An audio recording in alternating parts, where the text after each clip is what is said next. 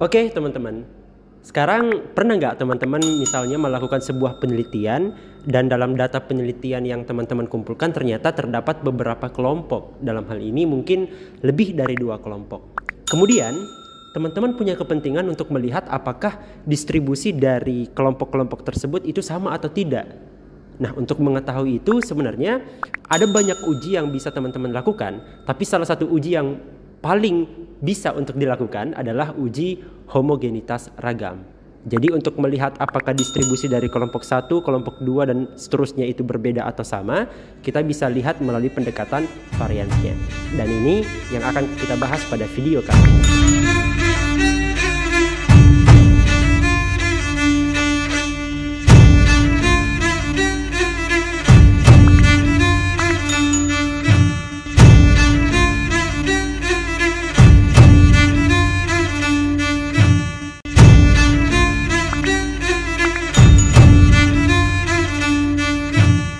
Nah, uji homogenitas ragam yang akan kita lakukan hari ini atau di video kali ini adalah uji homogenitas ragam Bartlett dengan pendekatan chi-square. Nah, sebelum kita melakukan uji homogenitas ragam ini, ada 2 asumsi teman-teman yang harus kita penuhi, khususnya di uji Bartlett dengan pendekatan chi-square ini. Yang pertama adalah asumsi independensi. Asumsi ini menyatakan bahwa setiap amatan yang ada dalam suatu kelompok tertentu tidak saling terkait atau tidak dipengaruhi oleh amatan lain yang ada di kelompok yang berbeda. Kemudian asumsi yang kedua adalah asumsi normalitas, teman-teman. Nah, asumsi normalitas ini menyatakan bahwa setiap data yang ada dalam kelompok yang ada harus mengikuti distribusi normal. Ketika amatan-amatan yang ada dalam setiap kelompok yang ada telah mengikuti distribusi normal, maka pengujian homogenitas ragam dengan pendekatan chi-square yang kita lakukan akan memberikan hasil yang baik dan dapat digunakan sebagai acuan. Nah, sekedar informasi teman-teman, kalau misalnya teman-teman ingin mengetahui apakah data dari tiap kelompok yang ada dalam penelitian teman-teman itu telah mengikuti distribusi normal atau tidak, teman-teman bisa melakukan uji formal normalitas seperti uji Shapiro-Wilk, uji Lilliefors, dan uji-uji normalitas lainnya tergantung dari karakteristik data teman-teman. Dalam hal ini perlu disesuaikan dengan ukuran sampelnya. Oke, nah sekarang kita akan maju ke prosedur uji homogenitas ragam Bartlett dengan pendekatan chi-square. Prosedur-prosedur ini harus dilakukan teman-teman ketika kita ingin melakukan uji homogenitas ragam Bartlett dengan pendekatan chi-square. Nah, prosedur yang pertama kita perlu untuk menentukan hipotesis nol dan hipotesis alternatifnya. Hipotesis nol di sini menyatakan bahwa varians dari kelompok 1, kelompok 2 sampai kelompok ke N itu sama. Sedangkan hipotesis alternatifnya menyatakan bahwa minimal terdapat sepasang kelompok yang memiliki varians yang berbeda. Oke, nah sekarang kita masuk ke prosedur yang kedua, yaitu menentukan tingkat signifikansi atau alfa yang digunakan. Biasanya teman-teman, alfa yang digunakan adalah sebesar 10% atau 5%. Ini sangat bergantung kepada preferensi dari penelitian teman-teman. Nah, selanjutnya prosedur yang ketiga adalah kita menentukan wilayah kritis atau wilayah penolakan dari uji homogenitas ragam Bartlett dengan pendekatan chi-square ini. Dalam hal ini, kita akan melakukan penolakan terhadap H0 ketika chi-square hitung yang kita dapatkan itu lebih besar dibandingkan dengan chi-square tabel dengan derajat bebas alfa dan K-1. Atau teman-teman bisa menggunakan p-value, tapi yang kita bandingkan adalah tingkat signifikansinya. Dalam artian, kita akan menolak H0 ketika p-value yang kita punya itu lebih kecil jika dibandingkan dengan taraf signifikansi atau tingkat signifikansi alfa yang kita gunakan. Oke, sekarang kita masuk ke penghitungan statistik hitungnya teman-teman. Nah, statistik hitung yang kita gunakan di sini adalah chi-square hitung, di mana chi-square hitungnya adalah M dibagi dengan C. Nah, M itu apa? M adalah penjumlahan dari derajat bebas masing-masing kelompok dikali dengan ln dari varians pooled dikurang dengan penjumlahan dari hasil perkalian derajat bebas masing-masing kelompok dan ln dari varians masing-masing kelompok. Tuntas ya teman-teman? Oke, nah sekarang C itu apa? C adalah 1 ditambah 1/3 kali K-1 yang dikalikan dengan penjumlahan dari inverse masing-masing derajat bebas tiap kelompok dikurang dengan inverse dari penjumlahan derajat bebas masing-masing kelompok. Nah, prosedur yang kelima teman-teman, setelah kita melakukan penghitungan statistik uji atau statistik hitungnya, kita akan membuat keputusan dan kesimpulan. Apakah kita menolak H0 atau menerima H0? Apakah kita mengatakan bahwa varians dari tiap-tiap kelompok itu sama atau varians dari tiap-tiap kelompok itu berbeda? Contoh soalnya adalah sebagai berikut. Terdapat perbedaan yang menyatakan bahwa penjualan sepeda dipengaruhi berdasarkan 5 media pengiklanan. Untuk menyelidiki hal tersebut diambil 5 media pengiklanan, yaitu media TV, media baliho, media koran, media majalah, dan media sosial. Untuk diselidiki berapa banyak sepeda yang terjual. Semua sepeda berasal dari perusahaan yang sama. Data banyaknya penjualan sepeda berdasarkan tipe media penjualan adalah sebagai berikut. Kemudian, ujilah apakah varians banyaknya penjualan sepeda dengan media tipe pengiklanan yang berbeda merupakan sama. Gunakan tingkat signifikansi 5%. Dari soal diketahui bahwa derajat kebebasan kelompok 1, 2, 3, 4, dan juga 5 adalah 7, dan kita menggunakan tingkat signifikansi 0,05. Dari soal juga diketahui hipotesis yang kita dapatkan untuk H0 adalah varians tiap kelompok adalah sama, dan H1 tidak semua varians dari kelima populasi adalah sama, atau minimal terdapat satu varians yang tidak sama di kelima kelompok. Dari soal juga dapat kita ketahui bahwa keputusan akan tolak H0 apabila nilai chi-square hitung lebih dari nilai chi-square tabel dengan alfa, kemudian derajat bebas K-1 atau jumlah kelompok dikurangi 1.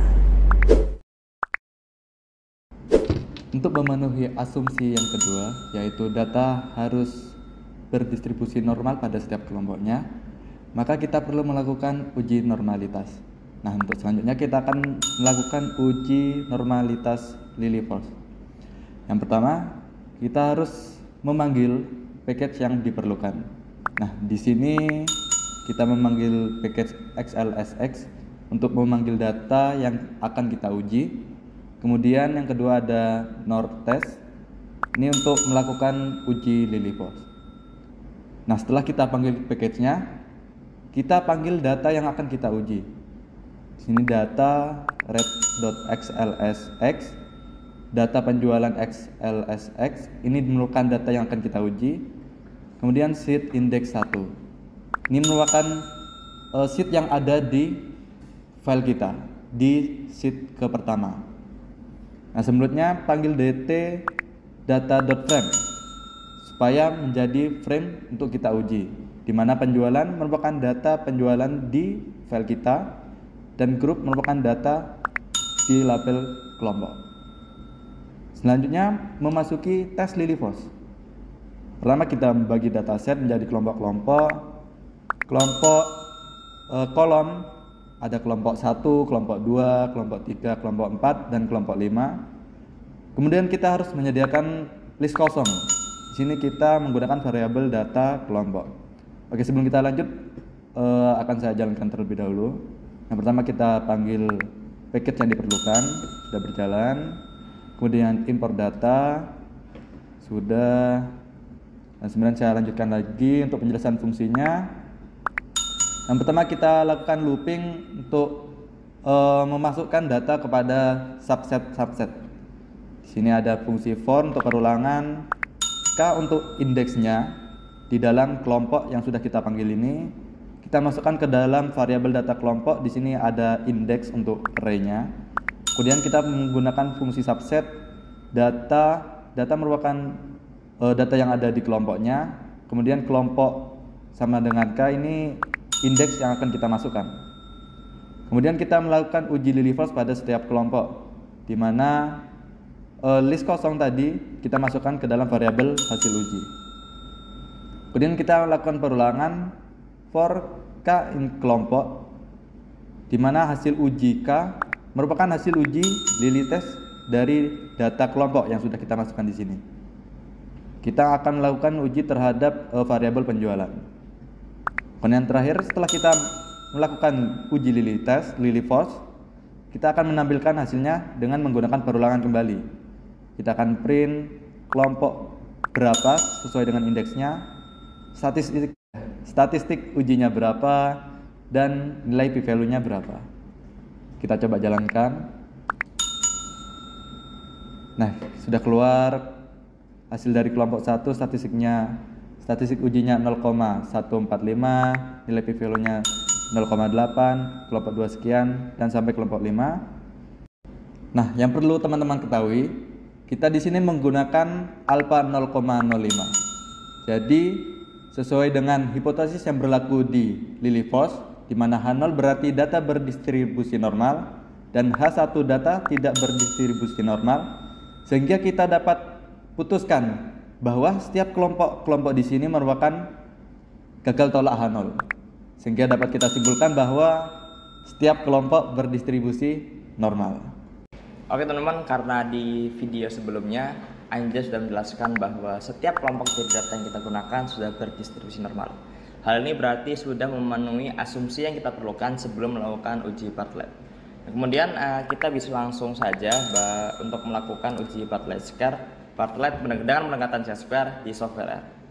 Oke, sebelum kita melakukan uji Bartlett menggunakan pendekatan chi-square, kita menggunakan satu library yaitu bernama Skevious. Itu untuk menghitung logaritma natural. Karena pada statistik uji yang kita gunakan ada penghitungan logaritma natural. Mungkin nanti bisa ada di sebelah sini untuk screenshot perhitungan statistik ujinya. Kemudian saya akan menjelaskan bagaimana function Bartlett pendekatan chi-square ini. Karena dalam R sendiri untuk uji Bartlett itu hanya tersedia untuk uji Bartlett yang biasa. Sedangkan untuk pendekatan chi-square itu tidak ada. Jadi kita perlu membuat fungsinya sendiri. Oke, di sini function yang akan menangkap parameter yaitu nilai datanya dan nilai kelompoknya.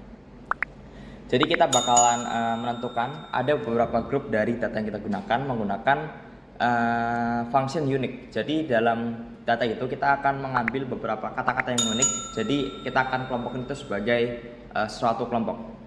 Kemudian kita akan menghitung beberapa total populasinya dengan menggunakan function length. Kemudian kita akan membuat data frame dari nilai dan data yang kita sudah inisialisasi variabelnya. Kemudian kita akan menghitung variance dari setiap kelompoknya. Yaitu kita akan mengubah menjadi sebuah numerik supaya kita bisa menghitungnya, dan kembaliannya adalah vektor.